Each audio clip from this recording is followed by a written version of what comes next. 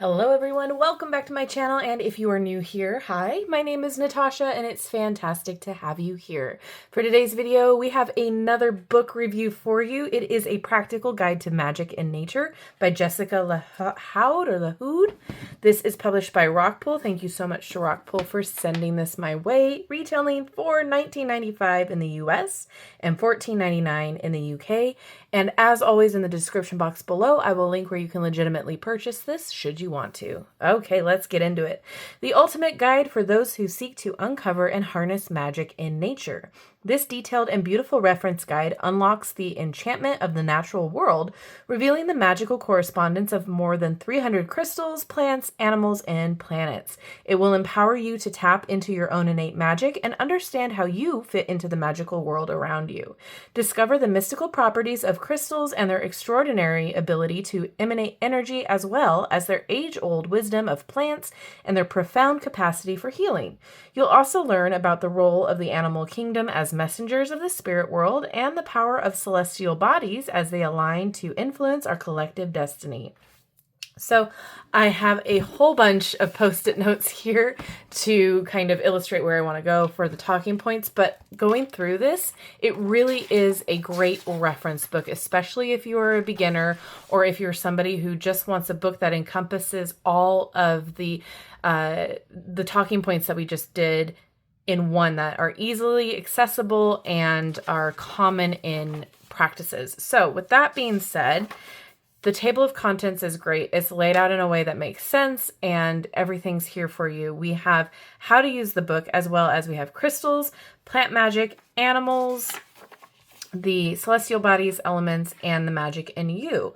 And the illustrations in this book are gorgeous and stunning. They look like a botanical book from eons ago. But I do want to read you this little bit here to kind of understand where the author was coming from with this book. You may wonder why there isn't an entry for every animal, planet, plant, and crystal, questioning what the deciding factor is behind this curated list that seems abundant, but perhaps still lacking to some. There are a few points worth mentioning, and I hope this satisfies you as a reader and seeker of knowledge. My goal was to make this book as useful and practical as possible. This meant being discerning about what I included to ensure that the crystals and plants were accessible, the animals recognizable, and the information reliable. Throughout the writing of this book, there were many components I chose to omit due to either a lack of information or because an item was very rare and hard to source. The elements chosen were included because of the abundance of information, documentation, history, and tradition of their use in rituals and magical practice. Furthermore, it's important to me that when you are given information about working with magic in nature, it is presented in a way that does not intimidate you from participating, but rather invites you to join in with the natural items that you already have at home or can easily acquire. If you are looking for a book filled with the rarest gems and endangered or extinct plants, there are other books out there. My hope is that this is the book you reach for when you are formulating your spells, the book that you reference when making sense of a magical experience you've had in nature, and the book you turn to when an animal messenger appears in a dream. I hope this is the book you highlight and fill with notes, bend the corners of your favorite pages on, and get truly a lot of use out of. This book is a reminder of the interconnectedness of all nature and the inherent magic that flows within and all around you. May it guide you on your spiritual journey, enlighten you with knowledge, and fill you with wonder. I hope you find the answers you are looking for in these pages. So I love that. That really got me hooked onto the book because it really is important to kind of understand what the book is referencing and why, right? So how to use this, it's essentially however you choose to use it. It is a reference book. And there are some like guided spells in here or activities or rituals that you can do in the sections. So that was nice to see too. And I loved this, a note on using nature elements in your practice. And you can pause to read should you want to. I'll bring you in a little bit closer. But it just was very well done. The intentions that were set were great. So this is the section on crystals. And so they all kind of are parted out this way.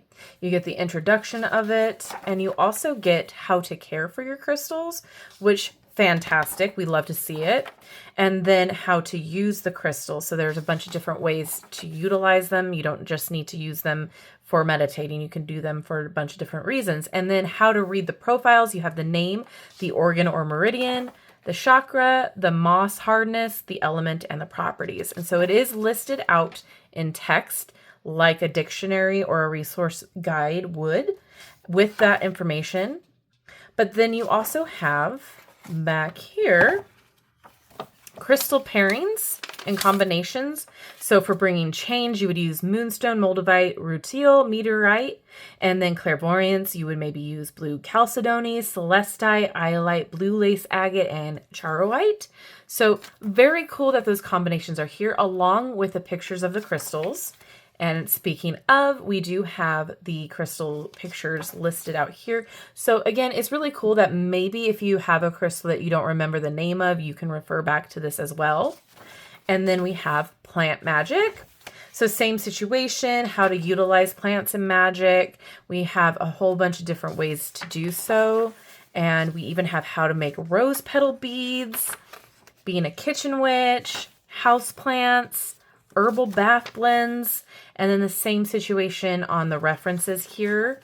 And it goes into all of this one in particular is the herbs and spices.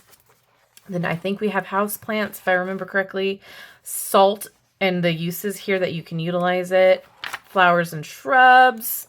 And then the last one was roots, I believe, fruits and vegetables, and the root vegetables, or the vegetables, the roots.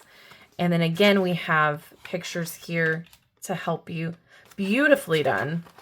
And then we have the animals section, how to utilize animal messengers. So the correspondences can be used to interpret the meanings of dreams where the animals were present, or call upon the spirit of the animal. And when you require its specific qualities, seeking guidance from the animals, and to use animals in your grids, vision boards, spell bags, etc. And the same situation here. And then it does have little rituals. Fantastic. And it's all cohesive. It's all done in a way that is easy to understand, very accessible. And that's what I love about this type of resource book, is that these are things that you can go out and find should you need to, or you understand or recognize the animals or the plants. You've seen them in your grocery store aisle, that sort of a thing. It's not something that is, crazy out there that no one understands, or how you have to go to a specific shop for. And then we do have the beautiful pictures here too, associated with fire, wind, etc. Celestial bodies here. And then how to read the profiles here. So this is sorted by days, color, element, metal, and zodiac. Angels and gods, plants, crystals, organs, and the chakras. So for instance, we have Mercury here. The day is Wednesday, color orange, element wind, metal, obviously Mercury, zodiac, Gemini, Virgo. Angels and gods, we got Hermes, Thoth, and Odin. Plants, dill, lemongrass, marjoram. I won't read any more. Crystals, we got lapis lazuli, blue calcite, fluorite, kyanite. Organs would be the nervous system, brain, and respiratory system. Chakra would be throat. Mercury is linked to communication, intellect, and creativity. It is used for rituals involving writing, communication, skills, and gaining knowledge. Mercury governs how we think, learn, and process information. It influences our problem solving, brainstorming, and all areas of mental focus. And it goes on like that. We have Earth here with the seasons. We also have the moon phases, the sun here. Oh, there's the moon phases. And some aspects here, cooling and soothing, moisturizing and nourishment. There's the phases. So very cool to have it all accessible in one book. Special moon phases. And then we have the elements, connecting with them. And then the magic in you. So how to go about making your own ritual, spell, how to clear your energy, using tools. And then we have candle correspondences, as well as we go into the chakra. So similar situation here, the organ, day, planet, etc. and how to balance and align your chakras here with affirmations, yoga, diet, essential oils, visuals, crystal balance, and then we have meridians here. In the back, we do have an index, which is really cool. So if you're looking for something specific, you already know the name, you go right to that page. So very comprehensive, very easy. I do think that the information in here is really good. Like I said before, accessible, easy to understand, and having it all in one book is awesome. And then, you know, this is one of those things where trust your intuition with working with these things. Some plants may not work for you, but work for others for a specific purpose. Same thing with crystals. Utilize this as something to kind of expand your knowledge as well as help you narrow down what you need. So I love that this is all accessible here, because sometimes it's hard when you have, you know, a million books on different subjects, right? And then it gets overwhelming. So this is a book for a beginner, or for someone who doesn't have a lot of space for a lot of books, or for someone just needing that type of reference guide, specific in nature. So I love that. I think that this is really great. It's all hardbound book. Love the gold foiling. I was pleasantly surprised. I went in it with no expectations. I absolutely think that there is room on many people's bookshelves for this. I was very happy with it. So with that being said, I would love to know your thoughts. Is this something that you're excited about? Is this something that you think you would utilize? What are your thoughts? Please let me know down in the comment section below. Thank you all for being here today. I appreciate you guys so much. And thank you so much to Rockpool for sending this book my way. I'm excited to start utilizing it in my practice. And if you've made it this far in the video, drop a butterfly emoji to let me know you have. And as always, drop your recommendations down in the comments. I would love to know what you want to see next. If you have not done so already, don't forget to like, subscribe, and hit that notification bell on your way out of this video. That way you will never miss an upload from me. Have a wonderful rest of your day, and I will see you in my next video. Bye-bye.